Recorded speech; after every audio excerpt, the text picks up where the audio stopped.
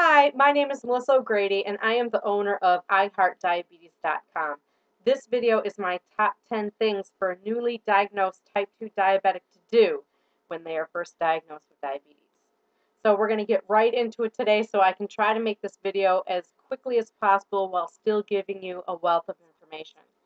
The number one thing that you need to do is to get yourself a meter. Now, I'm already assuming that you've been to the doctor, you've been diagnosed, you were given, prescriptions for your medications and for a meter and strips. Getting a meter and strips and filling that prescription for your medications is going to be very important. And I wanted to talk about specifically the meters first because they tend to be very expensive. And sometimes if you do not have insurance, like me, I do not have health insurance, then getting the meters can be shell shock when you go to the pharmacy. Meters these days are very inexpensive, and that is because they get you with strips. A pack of 50 strips can cost you $100 or more. So I wanted to tell you the best places to go. And I know some people don't like to shop there, but Walmart has the best price, the best deal for getting the best quality strips out there. Their meters run about $16, and a pack of 50 test strips is only 10 bucks. I have never seen any cheaper anywhere else. Target has their own meter again for maybe about $16, but their pack of 50 strips is $20. It's $19.99. So you are saving even an extra $10 by going to Walmart instead. So that is the very first thing that I want you to do is to get your meter. And if you don't have insurance, stick with the Walmart meter for now. It is a perfectly well working meter. It's the one I use currently, and it will get you just right and on the right track. So number 2 on my top 10 list is test, test, test. Now that you have your meter, you need to start testing yourself and testing frequently. In the very beginning, when you are just diagnosed with diabetes, you need to know how your body specifically handles the foods that you're eating. You need to know if you can handle, for example, mashed potatoes versus a baked potato. I can't touch mashed potatoes, all right? When I eat them, I skyrocket. I cannot touch them. Yet a baked potato, it seems like I can eat them all day long and my body handles them just fine. If you are someone who's not willing to give up something like their Friday night family pizza night, you need to test and see if your body can handle that pizza. And you might have to make adjustments on what you're eating based on what you're seeing from your testing. Now, I will mention this very briefly too. When you are first starting out and you're testing yourself, you may notice that your morning levels are really high. Not everyone experiences this. It's known as, it goes by several different names. It's either the morning effect, the dawn phenomenon, or the morning phenomenon. And it is just, a lot of people have it. My mother has it. I sometimes have it. It's really no rhyme or reason. It could be you tend to have better levels if you have a small snack right before bedtime because then your body's working on burning it instead of just letting it sit there. So you might want to try the difference between having a snack before bed and not having a snack before bed and see if that affects your morning levels. So you need to test very frequently in the beginning to know specifically what foods that you need to stay away from and which ones are okay. Number 3 is going to be to take your medications, and most likely, if you are being diagnosed with type 2 diabetes, you are probably going to be put on metformin or, and possibly even another drug called either glipizide or glyburide or one like those two. And I want to say that when you are starting with metformin, ease into it. Don't take the first dose right away, all right? You want to maybe take half a pill because metformin, and here's the TMI, when you first start taking it, most people, it causes really bad diarrhea, all right? So if you want to try to avoid that, then you want to go ahead and just start with half a pill, build up to a full pill. If you're supposed to be taking another one at night, then you start taking your full pill in the morning, then a half a pill with your evening meal, and then build up to the, one in the morning, one in the evening, or if you're given 2 in the morning, you really want to take your medications, but you want to slowly build up to it to avoid some of those. They are not fun, okay? So take them, but build up to it. Now, number 4 on my list is going to be cutting out the carbs. So many times I hear diabetics going on about their sugars. Oh, I gotta watch my sugars. Oh, I can't have sugars. I hate the term sugars. It's another one of those little pet peeves of mine because it's not just about sugar. I rarely call it my blood sugar levels. I usually call it my blood glucose. I don't even really equate it to sugar. But most people talk about, oh, I can't have sugar anymore. Oh, I got to avoid eating sugar. You got to avoid eating white carbs. You got to avoid eating the carbs that are going to spike your levels. It's carbs turn to sugar in your blood. So a carb, while carbs are different and will affect you differently, a carb is a carb is a carb, all right? Yes. At the same time, I'm incorrect in that because there are differences. You can have whole grain options, which are better for you because they're higher in fiber, and just because they absorb, more, they allow more of the nutrients to get absorbed. They go into your bloodstream slower, so they're not going to spike you as high. You want brown rice instead of white rice. You want the whole grain breads instead of white bread, and that is true. But you need to cut your carbs. Most likely, as a type 2 diabetic, you've been eating way too many. And if you were to track in a day what you would eat, you would probably be shocked. Most Americans have more than 300, and you don't need more than 100 a day.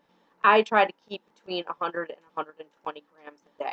So if you want to know an example carb ratio, for breakfast, I stick to about 25 grams. For snacks, it's about 15. For lunch, it's about 30. And for dinner, it's between 30 and 40. That's what I do. And that is pretty close to what most type 2 diabetics are going to want to be doing. So number 5 on my list is to start a food journal, all right? You need to start tracking what you're putting into your mouth. Not just food, but drinks. You need to watch what you're doing, and you need to make subtle changes. And, as far as like going back to number 4 with cutting the carbs, you're not going to want regular pop. I know most people call it soda. Here in Western New York, it's called pop. You don't want even really so much the diet pops. It's all right once in a while, but the artificial stuff is just as bad for you as sugar. But, you really need to work on what you're putting into your mouth. And the best way to know what you're eating and know what's going on is to keep a food journal.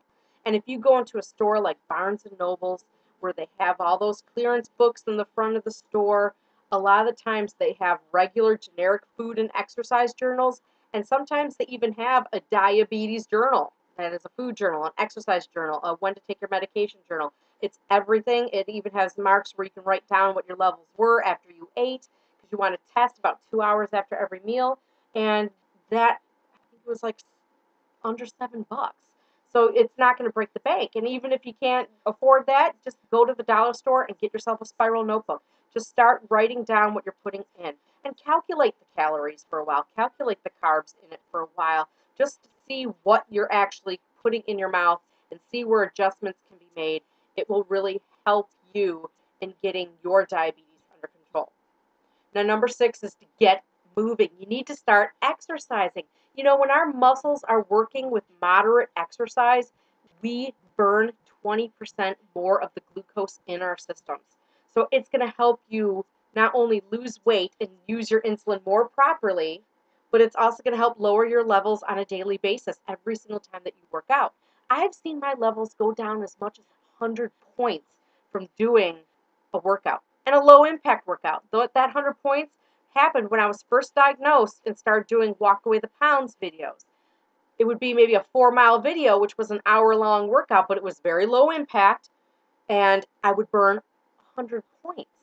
How do you think I went from an A1C of 11 to 5.7 in just 6 months? And in those 6 months doing the Walk Away the Pounds and changing the foods I ate, I also lost 50 pounds in the process. So yes, you want to start moving. And if you are someone who has injuries or conditions that just don't make it easy, lift your arms. Just, you know what? During the commercial breaks, lift your arms up. Hold 2 corn cans and lift them up over your head. Do something. Walk to the corner and back. Just get started with getting moving, whether you are normally sedentary or not. Get moving. There's always something you can do. There's no more excuses. Now, number 7 on my list of the top 10 things for a newly diagnosed type 2 diabetic to do is to know what a low feels like. Low blood sugar can be very scary. I've had a few very much close calls where I was close to passing out. You need to recognize the symptoms and you need to know what to do when you're having a low. Because as you're making all these different changes with your diet, with your exercise, with taking medications, you are more than likely going to end up experiencing low at some point. Now, low blood sugar, you will start to feel hungry, shaky, headachy, confused. You might shake, you might have the cold sweats. One of the things that I do is I wring my hands. I also start repeating myself when I'm getting really bad. I will just say the same thing over and over, forgetting I had just said it. All right. You need to know what your symptoms are. For me, the very first thing that I feel is I start to get those shakes. I start to feel a little shaky. Test if you're not too bad. All right. But if you feel like, oh my God, I'm going to pass out, get something in you. Now, what do you want to get in you to get yourself up? You want to have a fast acting carb. They sell glucose tablets. They look like a compacted, you know, flavored sugar. It's like they took a pixie stick and it into a little patty, okay? You can get those glucose tablets. They're very inexpensive. They're in the pharmacy section where they keep all the diabetes stuff. They're maybe $2 for a pack of 10. You can get some, they now make these little shake things that you can drink. They have, just have a little bit of regular pop, a little bit of regular juice. You don't want to go crazy and drink a gallon. I would say 8 ounces, 6 to 8 ounces is all you need. You want a fast-acting sugar to get your levels up, and then you want a slow-acting sugar, a piece of fruit, something like that, that will keep you level and not have you go right back into the low. So that's what you want to do when you're having a low. Now, number 8 is you want to connect with others. Here on my website, I have a community right on Facebook. We have a Facebook group where we can support each other, motivate each other, set up challenges for people to do, ask questions, share recipes, all those things. And this is, there's so many of them online, and there are tons of groups locally as well. If you look at your community calendar, you're more than likely going to find at least one diabetic group where other diabetics are meeting each other on a weekly basis or a monthly basis just to connect with others and share their experiences and just have someone as a support system who's going through the same thing as you. And that's important. Now, number 9 is going to be to educate yourself. You want to read books, read internet articles, go on websites, you just want to read up, get the magazines that are out there, Diabetes Forecast, you want to get out there and continually be keeping abreast of new information. Now, a lot of people, they get confused, they don't want to be overwhelmed, but always be doing something to keep on tap of the latest things, the latest recipes. Learn more. Don't stop learning ever. This disease is going to be continuously changing, and new things are going to come out there, and you need to stay on top of it. Now, the final thing on my top 10 list is your attitude. Attitude is everything. Now, some people may look at the name of my website, iheartDiabetes, which is basically I love diabetes, and think, how can you love diabetes? There are children out there suffering, and I hate that. I hate seeing people with type 1 having to suffer, especially children, and there not being a cure. But why do I say I love diabetes? Well, I love my diabetes because being a type 2 diabetic, I've been given a slap in the face.